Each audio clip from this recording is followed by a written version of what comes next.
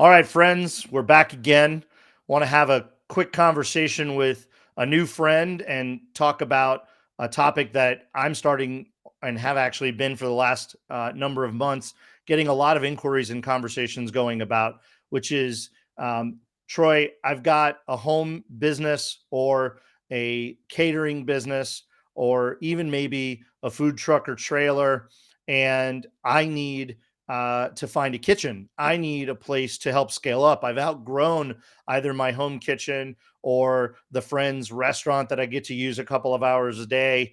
Or we're just getting bigger faster than we expected, or thankfully we're getting bigger and we need the ability to scale and grow. But I can't yet afford or justify a brick and mortar store or a larger warehouse style build out to build my own commissary kitchen. So I think a lot of our friends in the industry, a lot of you have probably looked at and thought about and even struggled with the idea of going into a ghost kitchen environment and renting a single unit that if you only need it for 3 or 4 hours a day, 3 or 4 days a week for your meal prep business, which is sort of a bulk business that you do 1 or 2 days a week or 3 days a week, then justifying the rent or justifying the usage of a space for more than you can already have today, but not as much as you need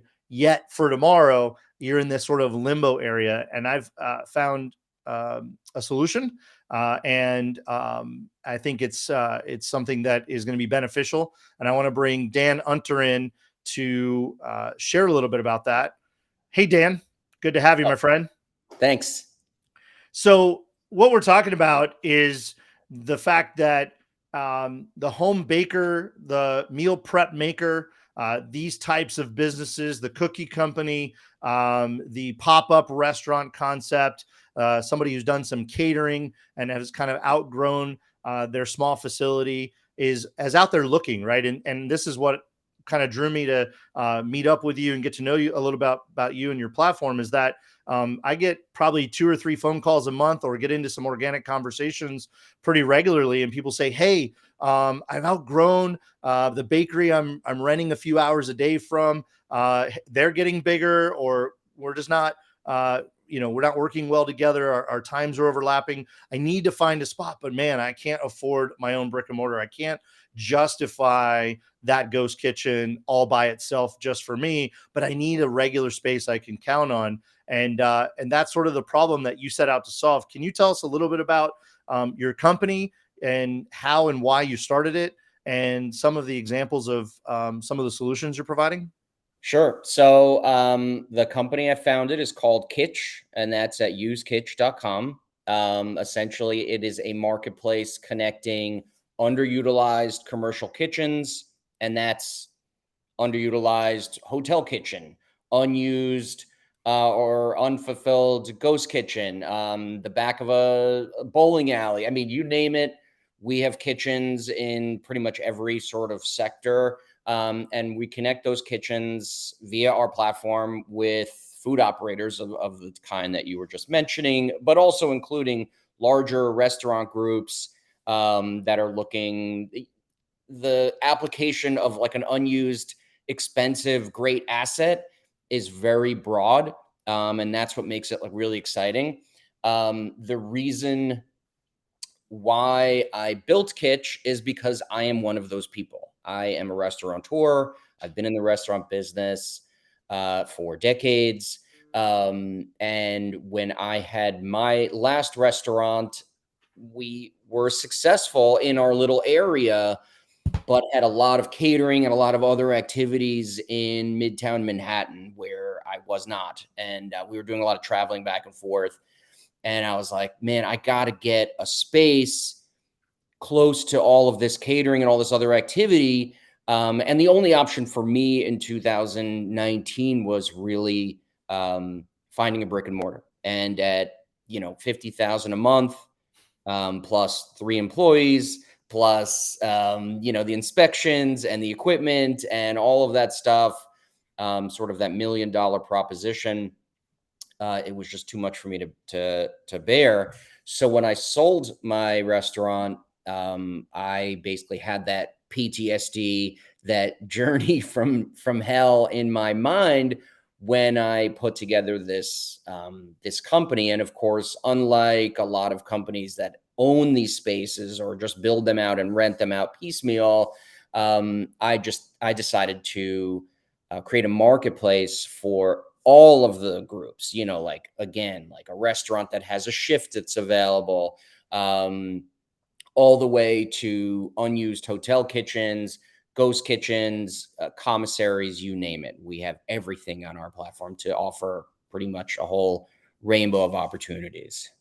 Yeah, and I started the conversation off from the demand side, right? The demand of the operator, like your story. But the reality is there's a lot of supply, and I think a lot of supply related people like hotels don't realize that there's a real demand out there for the use of their kitchen, especially in the hotels and larger commissary environments where they really have excess capacity. They've built these massive facilities for very occasional usage, meaning large conference and catering events and weddings. But the reality is, for their in-house food and beverage service, they use one little simple restaurant line like the rest of us do on an average, but they have all this excess space and availability that they can monetize. And like you said, commissary kitchens may have been built to supply one or two big clients, but the reality is it sits empty and unused for lengthy periods of times, multiple times a day. I remember back as you were talking, it's funny. I spent a fair amount of time in the North Boston area, and there was a small deli pizzeria, typical hero hoagie and pizza shop. And, they started serving pizza at noon, and they were open till 11 or 12 every night. But there was absolutely no usage of that building in the early morning hours. Yet the neighborhood really only had one sort of breakfast spot. It was that typical diner type, a greasy spoon type environment. And so, a chef approached the pizza guy and said, "Hey, can I start serving breakfast out of your restaurant? I'll get in at 4 a.m. I'll get out at 10 a.m. or 11 a.m. and it'll be clean. It'll be yours. It'll be like I was never here, and I can pay you rent." And that little arrangement between them provided the community something it was looking for, which was a different breakfast option. Gave this person, a chef, the opportunity to do what he loved, which was serve a breakfast menu, and gave revenue to this business that was just sitting there empty at any given time. This is like 15 years ago. So I think people have been sharing spaces for a long time, but Oh as yeah. I mentioned in the intro, there can be a lot of friction, right? The host could outgrow, or there could be times where they really would want the space. So talk about your marketplace and the dynamic of how, as a facility provider, I can control that, and how, as an operator looking for different space, how I can dynamically maybe utilize more than one space, or be very flexible with my usage, whether it's a temporary one-time use or sort of an ongoing set schedule. Talk a little bit about how flexible that is within the marketplace. Sure. And to your earlier point, we did not invent renting out a kitchen. In fact, at my place in Queens, we had no business really on Saturdays. We really had like a very business oriented weekday kind of crowd. So on Saturdays, we would rent our kitchen out to a caterer, who did some pretty great Creole style catering, and it was delicious. And he would leave some food for us. It was great. Side benefit. Wasn't even thinking of that. Oh, hells yeah. And he would like leave scones for our guests, for customers in the morning. And they would come in and be like, are there other blueberry scones? Be like, yes. Anyway, so what Kitch represents is, it's not an invention of an industry, but it is sort of a codification or solidifying of the already a nascent sort of industry, which is, hey, I need to use a space. I'm not going to build out a space. And, what that leads to before Kitch is really more of a back of the napkin, Mhm. And that is sort of where the friction comes in, which is, to your question, it's like, well, I thought, I was allowed to use the sinks and allowed to use your, dish detergent, or I didn't know that mayo wasn't ours to use, or, I thought the walk-in was mine on Saturdays, like, so what we do is we're like, all right, let's just like put everything together into one sort of very easy to understand scope of work. Like, this is what you're here to do. This is what you're doing there. These are the times you're going to be there, and this is how much you're going to pay. And then just like a bunch of other, nonsense legalese to keep everyone sort of protected, like, is there insurance, et cetera. And what that does is creates like a little bit of a sub business, Mhm. because now you understand exactly what you can do. If you start to outgrow that, you have a negotiating point, like, all right, well, this is our scope. We're going to go beyond that. We need more time. We need more space. We need more ability. If you can handle that, we'll pay you more. Right. So it's like really simple. But if, of course, to your next point is, if you start growing out of that space, the really great thing on, Kitch is that these agreements are typically weekly or monthly.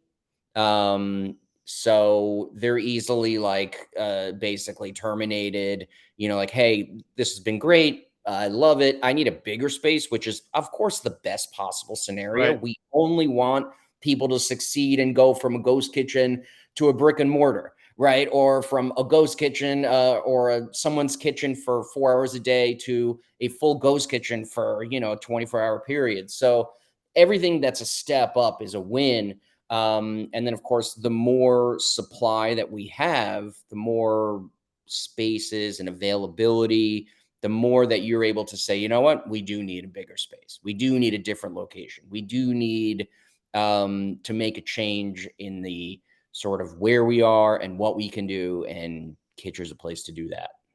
And we're talking a little bit about ideas that maybe sound a little bit more set in stone.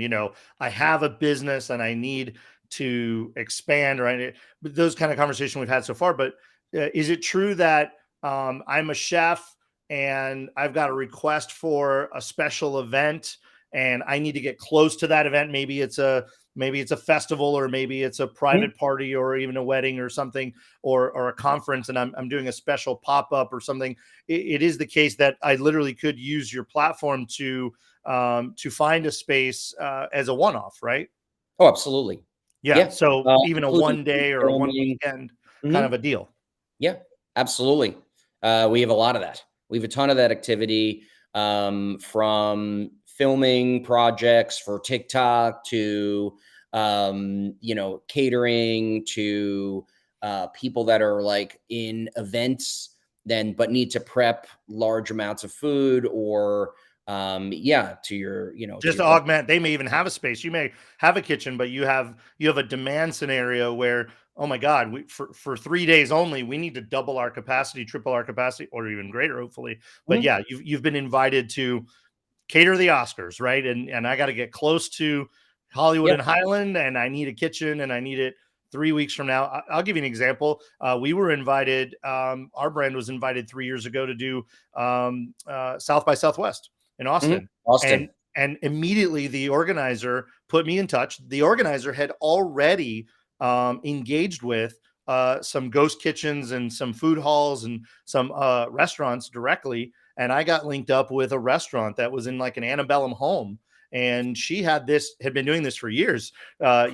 This is a big opportunity when South by comes to town every year. There's lots of people throwing parties and events, and in this case, South by has a food vertical now, at least for the Yeah. last few years, has Mhm. has a summit essentially. And so we're going to be there and show off our food and talk about our brand, talk about our concept, and so we needed a spot. I don't know anybody. I mean, I have one friend in Austin, and her house is not big enough for me to cater 350 people. So yeah, I mean that was. But I want to go back to the point of the value of a marketplace like yours that is really dynamic, really flexible, right? Look, we're vetting people, we're vetting places. Everybody's got their licenses, everybody's insured, everybody's a professional in the business. We know that. Great. Now there's no limit to the possibilities because because you can find things by the hour, by the day, by the week, by the month, more locations, less locations, etc. So I think that is really the unique thing that's been born out of the necessity. And the reality is, like you said, back of the napkin. The reality is the discoverability. I love the discoverability on your platform because, if I need this space, the access to a space like this is only as available as my network, right? It's who do you know, who do they know, and who can they approach, and hey friend, you've got a rest, right? It's very like old school networking, and so that's very Yes. limiting, right? It's very Mhm. limiting. Even within my own town, that would be very limiting. I don't know You'd have to every call them one by restaurateur in my one. town. Yeah. Mhm. But every restaurant in my town could, or many more of them could, be on the platform, and then they've already figured it out. They thought it out. I don't want to say figured out, but with you and working with you guys, and probably through your counseling, they've got it all set up. There's no guesswork. There's no let's figure this out, and like you said, do the dance and then have to redo the dance. And it's just like, look, this is what we offer. This is how much it costs. This is what's available. This is what not's available. And take it or leave it. We'd love to work with you, or not Correct. necessarily, right? It's really a matchmaking scenario as well. It's absolutely a matchmaking scenario. I mean, there's no other way to put it. We have been calling ourselves the Airbnb of commercial kitchens. It's a bit, it's a bit stale at this point. Our platform is built on Airbnb, like similar functionality, but we are a matchmaking service. We are much more of an Indeed or a Match.com, type of relationship creation, matchmaking, than we are like, oh, flash sale, I just want to like grab it for the weekend. Even people that are like, I am going to do South by Southwest, I'm catering for 350 people, I'm coming from Denver. They still want to see the place, they want to talk to the owner, they want to like, touch and feel what's going on. And that really is matchmaking. I mean, we can do a lot of it on the platform. You can do a video, you can, call the person, obviously, have emails, do FaceTime. So you could do a lot remote. But of course, at the end of the day, you're going to go in there, you're going to check it out, and we love that. I mean, to us, it's every transaction, we call them transaction because we're like tech losers now, but every sort of connection that we create between people and allowing for that lower barrier to entry, um, to your point, like at scale, as opposed to let me call every restaurant in Austin to see if they have a kitchen available. So we like allow you to not go through that process. We love it. I mean, we don't even. It's the best. Every time that someone gets in the kitchen, it's like, oh, thank God I didn't spend $1 million. Thank God I didn't spend a month looking for different places, calling them one by one, like it's all right here. And then also thank God that this particular kitchen has already expressed what's available. Now I'm just echoing what you're saying, Yeah. but it's like, we're available Saturday and Sunday for 12 hours a day. It's not like, well, do you have Monday? It's like, no, like, Yeah. so that kind of stuff. And then you get in there and then all of a sudden they're like, you know what? We are letting them stay for Monday. They're paying us extra. Like all of a sudden, like there's a partnership that's created. And there's a lot of weird things that branch out of there too. Like we have groups that go work out of restaurants and now are starting to supply the restaurant with other things that the restaurant's selling. Like we have a group in for early mornings at a place, and what they're doing is they're making homemade dumplings for that restaurant to sell to their dinner crowd. So that now they've become like sort of a wholesale partner, Right. and Yeah, I it's mean, commissary great. as a service is a real thing, and I actually had a conversation as recently as yesterday with a gentleman who has 3 restaurants in San Diego. He's looking for some help to grow them and add some additional. And one of the things when he was telling me about his history is that he needed to centralize some of the production for his business, right? Salsas and other products that are kind of laborious, but also you want to control the quality, you want to control the exact recipe on. And so he centralized it, and then he got inquiries. Hey, can I buy this in can you bottle this for me? And then he Mhm. started bottling it for some people, and then other restaurants wanted to buy it, and then small grocery chain wanted to buy it. And next thing he knew is he had to build out a bigger commissary, but then it was too much, right? He only needed it Right. for this. So he started offering to produce products for other people. So now other people are paying for him to have his prep kitchen, right, at the end of the Yeah. day. But to your point, these organic relationships do blossom from this, right? They can now do your prep for you, or start supplying other people in the neighborhood or the area, and kind of proof of concept. And to your point, I've seen all unintended businesses sprout out, right? I wasn't intending to do a consumer packaged goods product or a Right. grocery refrigerated product, but organically it happened and I had the facility. And so it allowed me to say yes. Right. And I think that's the beauty of the flexibility, is that I could take advantage of an opportunity in very short order presented to me, because I can go to Kitch, find that kitchen for that need at that time in that place, and say yes. Right. I think Kitch Yeah. lets me say yes more, without all those. Yeah, I think to your point, just the aggravation and uncertainty of going through that exercise of manually knocking on the doors and figuring it all out, when you can go click, click, match, filter, doom, here's my results right on the surface, what it costs, when I can have it, what facilities they have, how much space I can use of that facility, et cetera. I think that's phenomenal. I think it's a pretty important need. I guess you could tell us a little bit of how's it going? I mean, super busy. You told me when I told you about a kitchen that might be able to go on your platform the other day, you're like, in an hour I could have that thing rented out full time, no problem. The Yeah. I demand in mean, some markets, demand is very, very high, right? it's insane. I wanted to sort of tie a bow on what you were saying earlier. I love the points that you made. Um, cooking and the restaurant world it's a creative business. It's creators, right? It's Right. not like we're not accountants. Um, and anything that someone like me can do that's now stepped away from being in a kitchen to help that creative world. So the creators aren't like having to become business people or having to navigate, that $1 million loan, which is now influencing their purchasing decisions in terms of what they're buying, the quality, et cetera. Anything that we could do to sort of allow people to spread their wings and not be encumbered by like the business side is like a big piece. I mean, that's what we really, that's part of our whole MO. Um, so on the platform now, we're a marketplace, so we're very much like equilibrium. How do we have enough supply, which is typically like 3 to 4 available spaces per person looking? Because you don't want to go on and be like, I'm looking for San Diego and I see one option. Right. That kind of, it's not great. I mean, we're pretty young company, so we don't have a ton of options. We have around 2,200 kitchens right now, and that fluctuates. But um, in our top like 15 markets right now, yeah, it's just completely been crazy.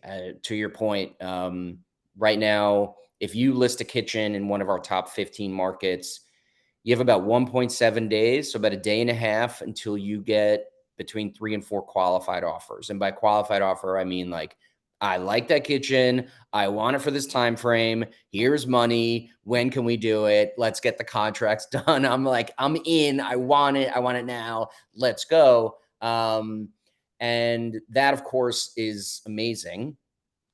On the other hand, it makes it hard for the next person who's like, all right, I'm looking for a kitchen. Now I only see 2, whereas yesterday I Right. saw 4. What happened, Dan? And I'm like, yeah, I don't know.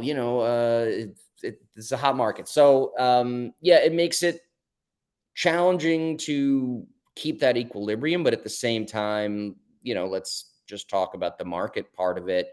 The market is, yeah, there's a ton of demand, a ton.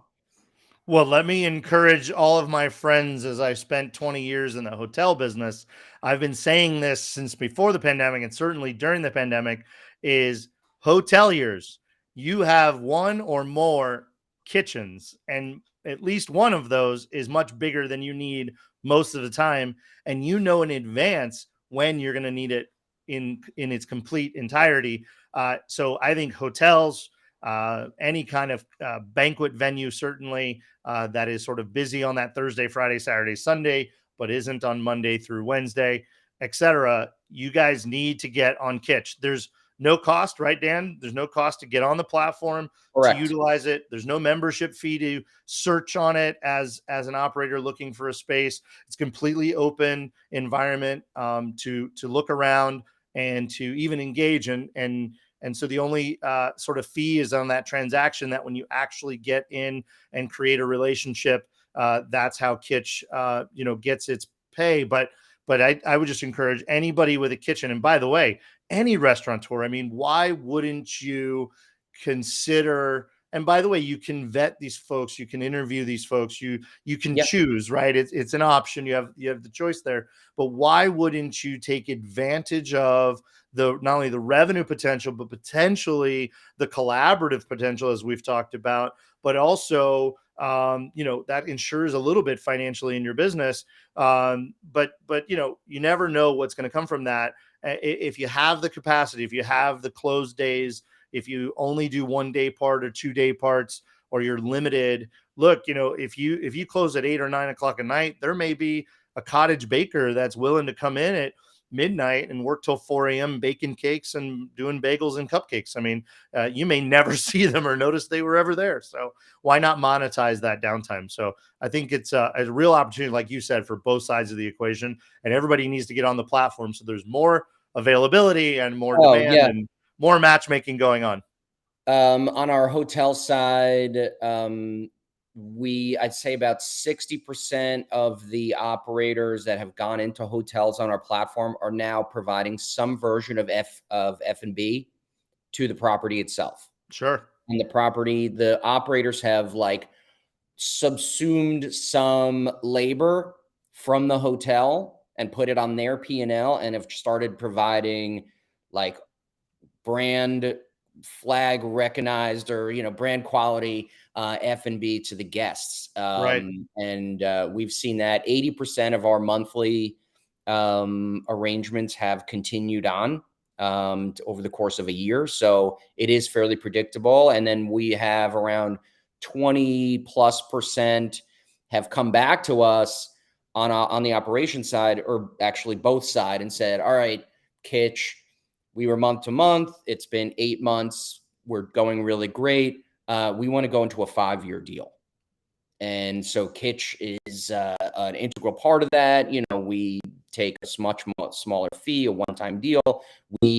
For us, churning that into long-term deals, or turning a sort of Kitch relationship into like a full hotel F&B relationship, or taking over labor, all that kind of like partnership stuff, and opportunist kind of activities, to us it's just the best. I mean, that's what it's all about.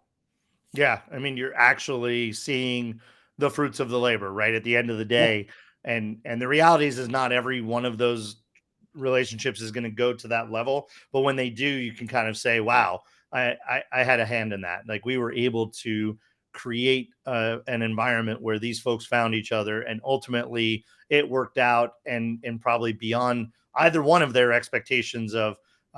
Neither was probably seeking a long term arrangement, but it just made sense, and it was good for both sides of the party. So I think that's the punchline here, is when it's a win-win for both of those, then it's a win for the consumer, it's a win for the neighborhood, the community, those that benefit from that, and then we have new choices and more variety, and I think all that's Yeah, great, and entrepreneurship gets to thrive and grow.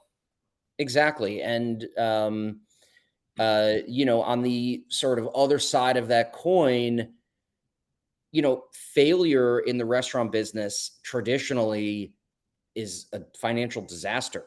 Right. Or even as a hotelier, bringing in an operator is like a 50-50 roll the dice, whether or not it's even going to be at all pleasant.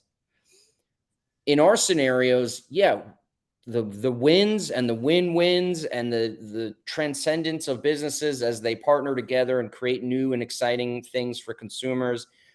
That's amazing, but it's just as amazing to see a relationship that's like, you know what, this just isn't great. It's just not working. And so in 10 days, let's just get out versus, well, you're on a 5-year contract Right. or you signed a Locking 10-year people in. lease or you're like, and then it becomes, awful, right? It's Right. unpleasant. It can be financially ruinous. It doesn't really help anyone. So like, we are just as thrilled to be thrilled is a strong word, but we're just as happy to be a part of a scenario where it's like, you know what, we tried to get into a new market and it seems like no one really kind of wants what we're selling or how we're selling it or the price that we're selling it at or whatever it is. We got to go back to the drawing board. But luckily we didn't bet the house Right. on this, which is why restaurants, one of the main reasons or the biggest reason why restaurants are just sort of a high attrition rate, high failure rate business is because of the leverage, because you have Sure. to roll the dice before you know if anyone wants your food. So in Right. this case, at least you get a redo.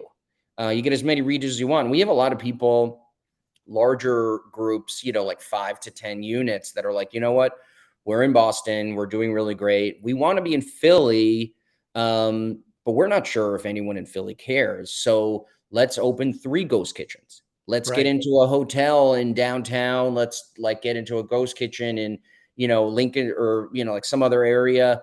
And let's see if this is going to work at all, and then go brick and mortar or then do something else and just start seeing collecting data, training staff, like working recipes.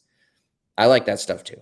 Yeah, I think that's all absolutely amazing use case opportunities. And so, for anybody that's listening, tell us again where to find the website and how to get in touch with you potentially. And I really appreciate you coming on and sharing this with us. I think this is an important resource for our community. I really appreciate it too. Of course, we are at usekitch.com and I'm Dan at usekitch. Fantastic, Real Dan. simple, easy. Email me anytime, questions, comments, or even use cases that I can help with. We do that all the time. We're always poking around the site. We see people like, oh, I'm looking for this. And we're like, well, you should try that. So, there's so many, like the greatest thing about this sort of world is that it just opens up a ton of options. Not every option is for everybody. It's not, one size fits all across the board.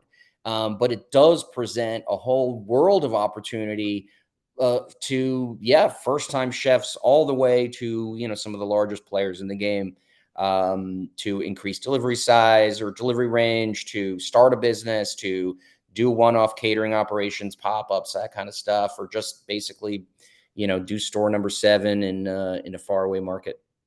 Awesome. Thanks for sharing that with us, Dan. Good luck. Appreciate everything you're doing for Thank the you. industry, and we'll be watching and keeping in touch. That's Dan Unter from Kitch, usekitch.com. Thanks, Dan. Take care. Thanks, Troy.